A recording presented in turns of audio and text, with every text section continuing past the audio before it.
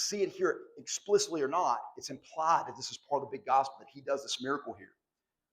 And so they leave their fathers, their vocation, what they're even known by. They're known as fishermen, so they can become something different, fishers of men. And Jesus is going to call all of us to do the same. It's funny, in my career past, I was a Marine, cop, a tactical shooting instructor, a martial artist. So I've literally trained people how to be fighters and warriors.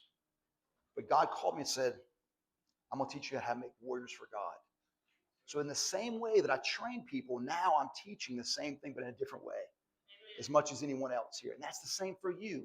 Are you a painter? Are you a baker? Are you a candlestick maker? He's going to call you, and maybe has called you, to be a minister very similar to your field.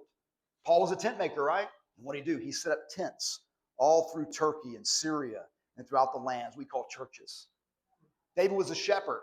He shepherded God's people. Moses was a shepherd. He shepherded God's people. We can see this over and over again, and Jesus is going to do the same to you. Know that. He's not going to call you into something completely different than what you're doing. It's going to be very similar to that. And he's got you there for a reason. So know that. Be comforted by that. 21. They went into Capernaum, and immediately on the Sabbath, he entered the synagogue and began to teach. They were amazed at his teaching, for he was teaching them as one having authority and not as the scribes. Here I would argue that Jesus is speaking in a way that shocks those that have been hearing the word of God preached their entire lives. Imagine that. Your entire life. Some of these folks have memorized large portions of text. They've had it expounded to them over and over again. They literally live it. We have all these other entertainment, sports and movies and all these other things that can distract us. This is a culture that literally is obsessed with Torah. They're obsessed with hearing the scriptures. And he speaks in a way that blows them away.